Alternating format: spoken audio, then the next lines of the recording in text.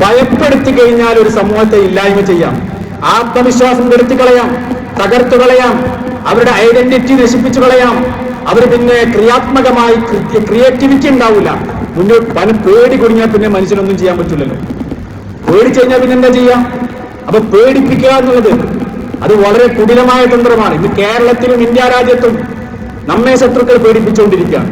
ഇപ്പൊ ലേറ്റസ്റ്റ് ആയിട്ടുള്ള പേടിപ്പിക്കൽ എന്താ? വഖഫ് മദ്രസ, അതൊക്കെ പറഞ്ഞിട്ടാണ്. വഖഫ് കിരാതമാണ്, ആ 4 അക്ഷരം ഞാൻ ഇല്ലാതാക്കി കളയുന്ന ഒരു കേന്ദ്രമന്ത്രി പറയുന്നത്. വഖഫ് ഭേദഗതി നിയമം കൊണ്ടുവന്നു കഴിഞ്ഞാൽ പിന്നെ നിങ്ങളെ പള്ളിയും മദ്രസ ഒന്നും ഉണ്ടാവില്ല. പിന്നെ വേറൊരു ഭാഗത്ത് മദ്രസ പൂട്ടുകയാണ്, ഇപ്പൊ പൂട്ടും, മദ്രസക്ക് പൂട്ട് വീഴാൻ പോവാൻ. ഭയപ്പെടുത്തലാണ്. ഏക സിവിൽ കോഡ് കൊണ്ടുവരാൻ നിങ്ങൾ ശരീഅത്തൊക്കെ എപ്പോൾ ഇല്ലാതാക്കും.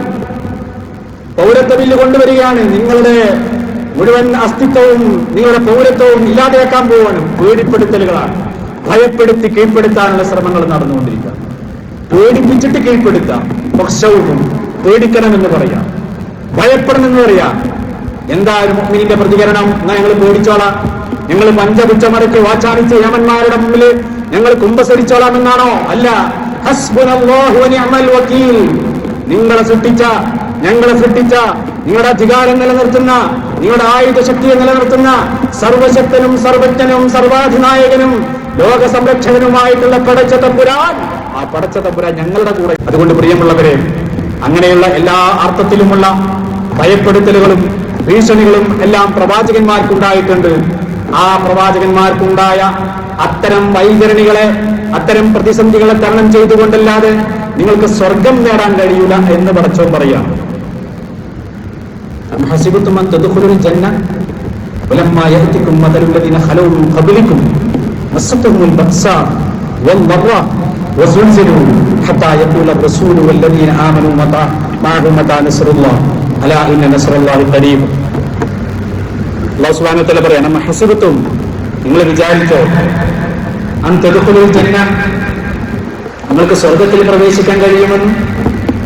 വലമ്മാ യഅതികും മതലുൽ ലദീന ഖലൂ മിൻ ഖബ്ലികും, നിങ്ങളുടെ പൂർവ്വഗാമികൾക്ക് വന്നതുപോലെയുള്ള പ്രയാസങ്ങൾ, ബുദ്ധിമുട്ടുകൾ, പ്രതിസന്ധികൾ, ഭയപ്പെടുത്തലുകൾ, ഇതൊക്കെ നിങ്ങളെയും ബാധിക്കാതെ വസുൽസിലൂ ഹത്താ യഖൂല റസൂലു വല്ലദീന ആമനൂ മഅഹു, പ്രവാചകനും കൂടെയുള്ള വിശ്വാസികളും പറയുന്ന ആ ഘട്ടം വരെ മതാ നസ്റുല്ലാഹ്, അവർ കിടുകിടാ ഉറപ്പിക്കപ്പെടുകയാണ്, പ്രകമ്പനം കൊള്ളിക്കപ്പെടുകയാണ്, വെറം പിടിക്കുകയാണ് അവർക്ക്.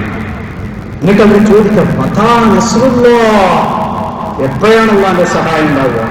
എപ്പോഴാണ് അല്ലാഹുവിന്റെ സഹായം ഉണ്ടാവുക? അല്ലാഹു പറയുന്നു, അലാ ഇന്ന നസ്റല്ലാഹി ഖരീബ്, അല്ലാഹുവിന്റെ സഹായം അടുത്ത് തന്നെ നിങ്ങൾക്ക് കിട്ടുന്നതാണ്. ധൃതി കാണിക്കരുത്. ധൃതി കാണിച്ചവരോട് മുത്തു റസൂൽ സല്ലല്ലാഹു അലൈഹി വസല്ലമ പറഞ്ഞത്, നിങ്ങളുടെ പൂർവ്വഗാമികൾ പ്രവാചകന്മാർ ഈർച്ചവാള് കൊണ്ട് 2ആയിട്ട് പിളർക്കപ്പെട്ടിട്ടുണ്ട്. മൂർദാവിൽ ഈർച്ചവാള് വെച്ചുകൊണ്ട് 2ആയിട്ട് അവരെ പിളർത്തിയിട്ടുണ്ട്. അവർ ഒരുപാട് പ്രയാസങ്ങളും ബുദ്ധിമുട്ടുകളും പ്രവാചകന്മാർ വരെ സഹിക്കേണ്ടി വന്നിട്ടുണ്ട്. അവർ തീക്കുണ്ടത്തിലേക്ക് വലിച്ചെറിയപ്പെട്ടിട്ടുണ്ട്.